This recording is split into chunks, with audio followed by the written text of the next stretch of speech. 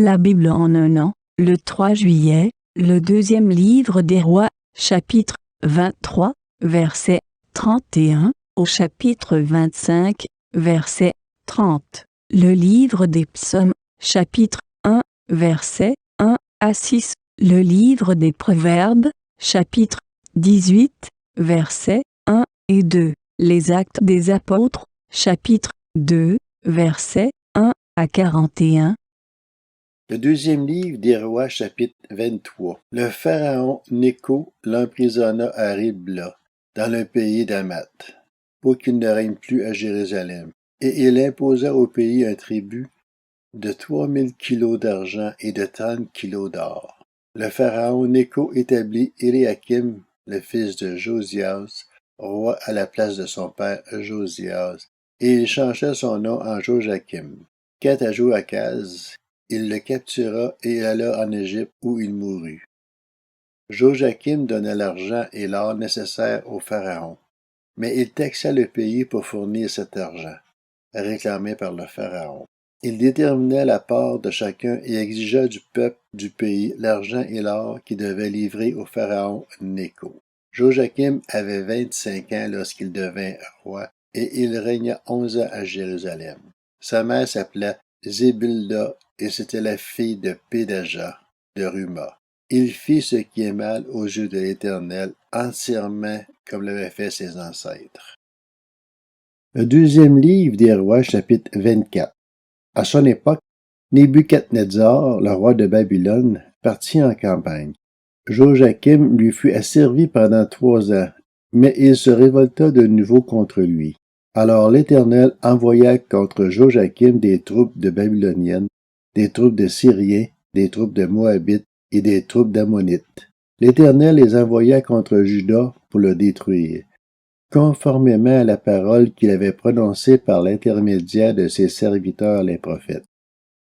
Tout cela arrivait uniquement sur l'ordre de l'Éternel. Il voulait éloigner Juda de lui à cause de tous les péchés commis par Manassé, et à cause du sang innocent que Manassé avait versé et dont il avait rempli Jérusalem. L'Éternel ne voulut pas pardonner. Le reste des actes de Joachim, tout ce qu'il a accompli, cela est décrit dans les annales des rois de Juda. Joachim se coucha avec ses ancêtres. Son fils Joachim devint roi à sa place. Le roi d'Égypte ne quittait plus son pays, car le roi de Babylone avait pris tout ce qui lui appartenait, depuis le torrent d'Égypte jusqu'à l'Euphrate. Joachim avait 18 ans lorsqu'il devint roi et il régna 3 mois à Jérusalem. Sa mère s'appelait Nehushta et c'était la fille d'Elnathan de Jérusalem. Il fit ce qui est mal aux yeux de l'Éternel, entièrement comme l'avait fait son père. C'est à cette époque que les serviteurs de Nebuchadnezzar, le roi de Babylone, montèrent contre Jérusalem et la ville fut en état de siège. Nebuchadnezzar, le roi de Babylone, arriva devant la ville pendant que ses serviteurs en faisaient le siège. Alors, Joachim, le roi de Juda, sortit vers le roi de Babylone avec sa mère, ses serviteurs, ses chefs et ses eunuques, et le roi de Babylone le fit prisonnier. C'était la 8e année de son règne. Il apporta de là tous les trésors de la maison de l'Éternel, ainsi que ceux du palais royal, et brisa tous les ustensiles en or que Salomon, le roi d'Israël, avait fait dans le temple de l'Éternel. Cela se passa comme l'Éternel l'avait annoncé.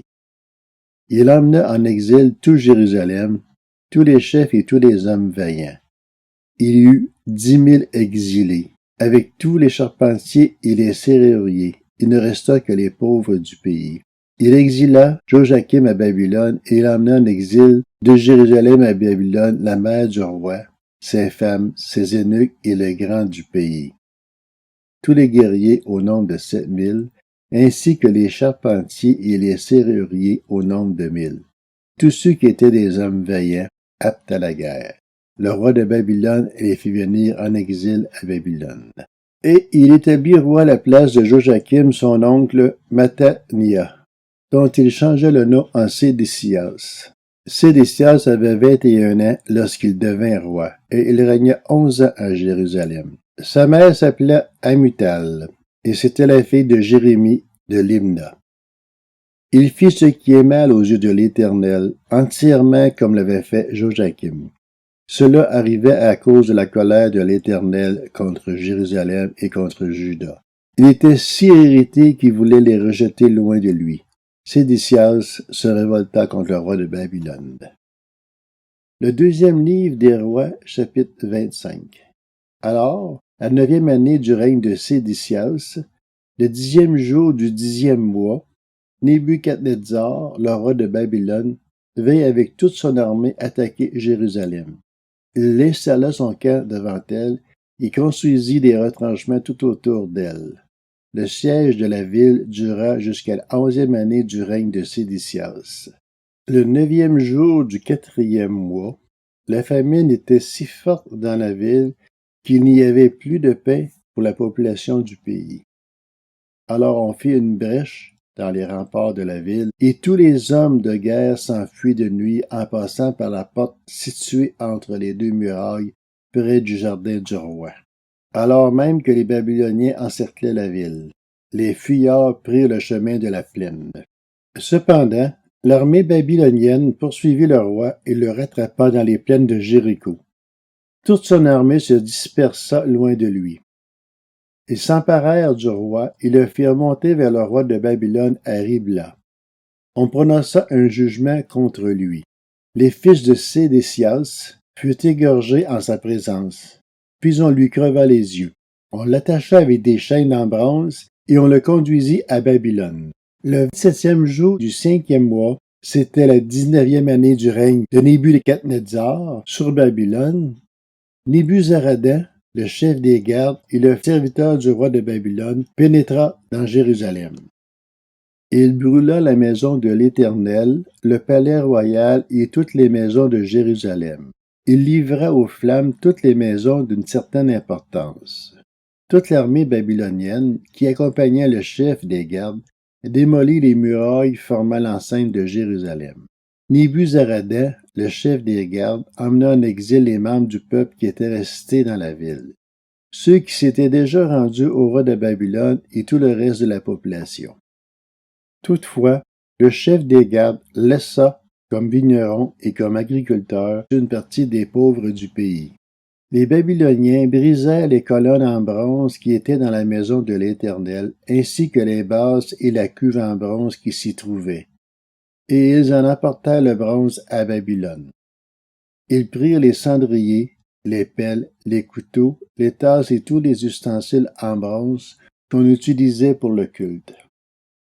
Le chef des gardes prit encore les brûle-parfums et les coupes, aussi bien ceux qui étaient en or que ceux qui étaient en argent. Quant aux 2 colonnes, à la cuve et aux bases que Salomon avait faites pour la maison de l'Éternel, il était impossible de peser le bronze de tous ces éléments. La hauteur d'une colonne était de 9 mètres, et il y avait au-dessus un chapiteau en bronze, haut d'1,5 mètre. Autour du chapiteau, il y avait un treillis et des grenades, le tout en bronze. Il en allait de même pour la seconde colonne, aussi avec le treillis. Le chef des gardes captura le grand prêtre Siraja, le prêtre adjoint Sophonie et les 3 gardiens de l'entrée. Dans la ville, il captura un eunuque qui commandait aux hommes de guerre, 5 hommes qui faisaient partie des conseillers du roi et qu'on trouva dans la ville, le secrétaire du chef de l'armée chargé d'enrôler la population du pays, ainsi que 60 hommes pris parmi la population du pays qu'on trouva dans la ville. Nebuzaradan, le chef des gardes, les captura et les conduisit vers le roi de Babylone à Ribla. Et le roi de Babylone les frappa à mort à Ribla, dans le pays d'Hamath. C'est ainsi que Juda partit en exil loin de sa terre. Nebuchadnezzar, le roi de Babylone, plaça le reste du peuple, ceux qu'il laissa dans le pays de Juda, sous l'autorité de Guédalia, le fils d'Akikam et le petit-fils de Shaphan. Lorsque tous les chefs des troupes et leurs hommes apprirent que le roi de Babylone avait établi Guédalia comme gouverneur, ils se rendirent vers Guédalia à Mispa. C'était Ismaël, le fils de Néthania, Jokana, le fils de Karéak, Seraja, le fils de Tanumet, de Nétopha et Jazania, le fils de Maakassien, ainsi que leurs hommes. Guédalia leur fit un serment à eux et à leurs hommes. Il leur dit: N'ayez pas peur des serviteurs des Babyloniens. Installez-vous dans le pays, servez le roi de Babylone, et tout se passera bien pour vous. Mais le 7e mois, Ismaël, le fils de Nethalia, et le petit-fils d'Élishama, qui était de sang royal, vint en compagnie de 10 hommes, et ils frappèrent mortellement Guédalia ainsi que les Juifs et les Babyloniens qui étaient avec lui à Mispa. Alors tout le peuple, du plus petit jusqu'au plus grand, et les chefs des troupes se levèrent et s'en allèrent en Égypte, parce qu'ils avaient peur des Babyloniens. La 37e année de l'exil de Joachim, le roi de Juda, le 27e jour du 12e mois, Évil-Mérodach, le roi de Babylone, releva la tête du roi de Juda, Joachim, et le fit sortir de prison. C'était la première année de son règne. Il lui parla avec bonté, il lui donna une place supérieure à celle des autres rois retenus avec lui à Babylone. Il lui fit changer ses habits de prisonnier, et Joachim mangea à sa table tout le reste de sa vie. Le roi pourvut constamment à son entretien journalier durant tout le reste de sa vie. Le livre des Psaumes, chapitre 1. Heureux l'homme qui ne suit pas le conseil des méchants, qui ne s'arrête pas sur la voie des pécheurs, et ne s'assied pas en compagnie des moqueurs, mais qui trouve son plaisir dans la loi de l'Éternel et la médite jour et nuit. Il ressemble à un arbre planté près d'un cours d'eau. Il donne son fruit en sa saison, et son feuillage ne se flétrit pas. Tout ce qu'il fait lui réussit. Les méchants, au contraire, ressemblent à la paille que le vent disperse. Voilà pourquoi les méchants ne résistent pas lors du jugement, ni les pécheurs dans l'assemblée des justes. En effet, l'Éternel connaît la voie des justes, mais la voie des méchants mène à la ruine. Le livre des Proverbes, chapitre 18. Celui qui se tient à l'écart cherche ce qui lui plaît et s'irrite contre tout ce qui est raisonnable. Ce n'est pas à l'intelligence que l'homme stupide prend plaisir, c'est à l'étalage de ses pensées. Actes des apôtres, chapitre 2. Quand le jour de la Pentecôte arriva, ils étaient tous ensemble au même endroit. Tout à coup, il vint du ciel un bruit comme celui d'un vent violent, qui remplit toute la maison où ils étaient assis. Des langues qui semblaient de feu leur apparurent séparées les unes des autres, et elles se posèrent sur chacun d'eux. Ils furent tous remplis du Saint-Esprit et se mirent à parler en d'autres langues, comme l'Esprit leur donnait de s'exprimer. Or, il y avait en ces jours à Jérusalem des Juifs, hommes pieux venus de toutes les nations qui sont sous le ciel. À ce bruit, ils accoururent en foule, et ils furent stupéfaits, parce que chacun les entendait parler dans sa propre langue. Ils étaient tous remplis d'étonnement et d'admiration, et ils se disaient les uns aux autres: « Ces gens qui parlent ne sont-ils pas tous Galiléens?